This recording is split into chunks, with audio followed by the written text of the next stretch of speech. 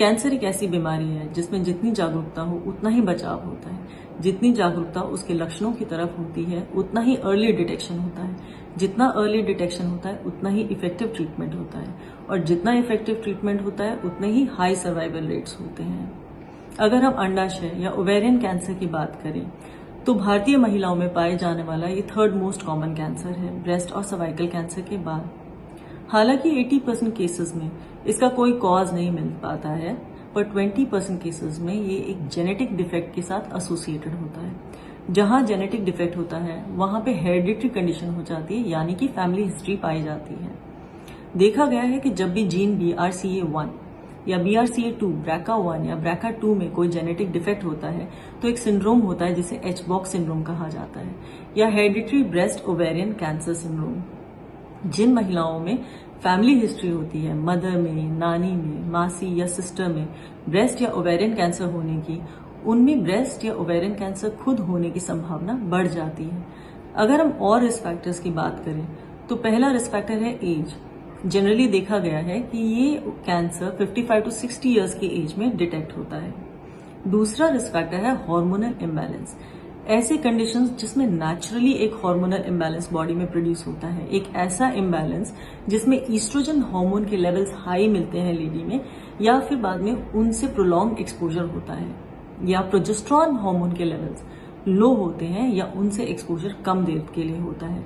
ऐसे कंडीशंस में ovarian cancer होने का रिस्क बढ़ जाता है। ऐसे कंडीशंस वो होते हैं जिसमें पीरियड्स 13 साल से पहले होते हैं, या पीरियड्स 50 साल के बाद तक चलते रहते हैं। ऐसी महिलाएं जिसमें इनफर्टिलिटी की हिस्ट्री होती है, या मल्टीपल प्रेगनेंसी लॉस, मल्टीपल गर्भपात की हिस्ट्री होती है, जिनका फर्स्ट बेबी होने का, फर्स्ट चाइल्ड बर्थ की एज 30 से ज्यादा होती है। इन महिलाओं में ये हार्मोनल इम्बैलेंस होने की संभावना होती है, जिसकी वजह से ओवेरियन कैंसर का रिस्क बढ़ जाता है। इसके अलावा जो और रिस्क फैक्टर्स हैं वो है स्मोकिंग। स्मोकिंग ओवेरियन कैंसर के रिस्क को बढ़ाता है। इसी तरह से ओबिसिटी या ओवरवेट होना, ये भी ओवेरियन कैंसर के रिस्क को बढ़ा देता है। अगर हम इस कैंसर के सिम्टम्स के बारे में बात करें तो इस कैंसर को विस्परिंग कैंसर कहा जाता है। इसे विस्परिंग कैंसर इसलिए कहा जाता है क्योंकि इसके सिम्टम्स बड़े वेग और सटल होते हैं। ये ऐसे सिम्टम्स होते हैं जो दूसरे मेडिकल कंडीशंस के साथ कंफ्यूज करे जा सकते हैं। ओवेरियन कैंसर के अंदर ओवरीज में रसोली बनती है। ये रसोली प्रेशर क्रिएट करती है एब्डोमेन में, जिसकी वजह से सिम्टम्स डेवलप होते हैं। फर्स्ट एंड फॉरमोस्ट बहुत कॉमन सिम्टम होता है एसिडिटी का। जब महिलाएं ये नोटिस करें कि 3 से 4 हफ्ते तक एसिडिटी बढ़ती जा रही है, एंटासिड्स की जरूरत पड़ रही है, तो जरूर अपना चेकअप कराएं। इसके अलावा और जो सिम्टम्स होते हैं वो है पेट भारी महसूस होना, पेट का फूलना, पेट में सोजन आना। जब यही रसोली ब्लैडर पे प्रेशर क्रिएट करती है तो बार बार यूरिनेशन के सिम्टम होते हैं। जब यही रसोली इंटेस्टाइन पे प्रेशर क्रिएट करती है तो कब्ज होने की शिकायत होने लगती है।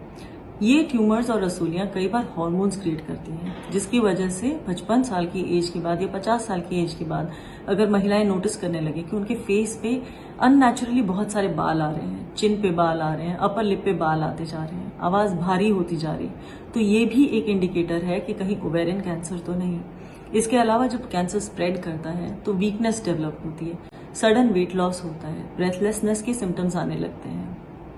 ऐसे कंडीशंस में महिलाएं अपना चेकअप कराने जरूर जाएं। जब गायनेकोलॉजिकल एग्जामिनेशन किया जाता है तो ये रसोली फील हो जाती है और इस रसोली का फिर टेस्टिंग की जा सकती है। जनरली सबसे पहले इमेजिंग की जाती है ultrasound, CT scan, MRI, PET scan के द्वारा।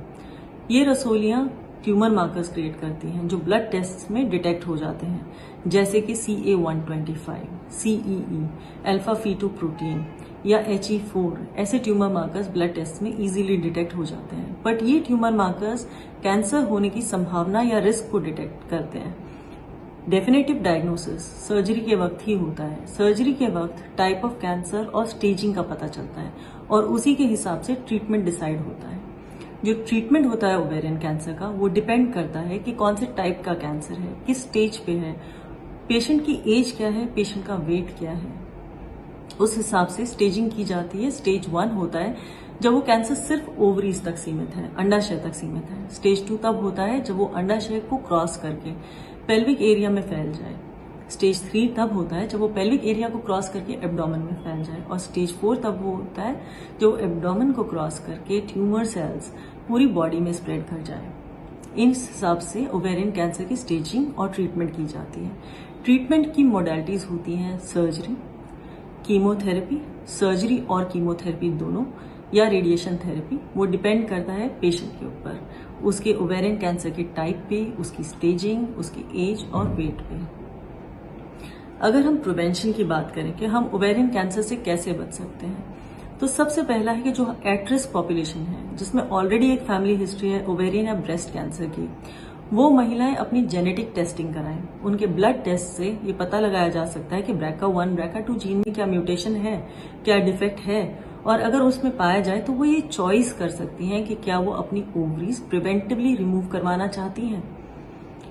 सेकेंड जो है वो है कि जो ब्रेस्ट फीडिंग है वो प्रोटेक्टिव होती है अगेंस्ट ओवेरियन कैंसर। तो जो महिलाएं ब्रेस्ट फीडिंग कराती हैं वो प्रोटेक्टेड हो जाती हैं अगेंस्ट ओवेरियन कैंसर।